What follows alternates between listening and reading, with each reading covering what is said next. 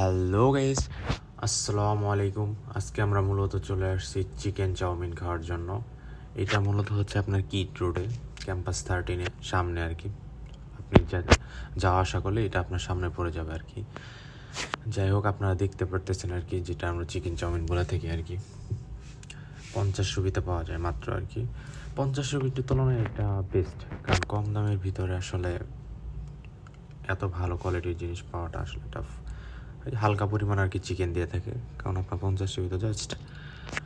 আর আমি বলবো যে যতটুকু আমি বুঝতে পারছি যে খাওয়ার পরে, যে ইউ আর বেস্ট কোয়ালিটি সম্পন্ন একটা চাউমিন। চাইলে আপনারাও ট্রাই করে দেখতে পারেন, কারণ কম দামের ভিতরে আসলে এত কিছু পাওয়া সম্ভব না। তাও উনি যথেষ্ট দেওয়ার চেষ্টা করে, যতটুকু পারেন উনি দিয়েছেন।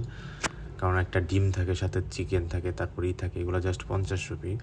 আমাদের দেশে দেখা যায় যে বাংলাদেশের তুলনায় কনভার্ট করলে হয়তো বা 70 টাকা আসে একটা। যাই হোক, সত্যি বলতে খেতে অসাধারণ ছিল। আপনারা এটা দেখতেই পারতেছেন কীরকম একটা কালার চলে আসছে। ভালো করে লক্ষ্য করলে দেখতে পারবেন যে উনি কীভাবে আর কি এটা ভালোভাবে তৈরি করে থাকে আর কি।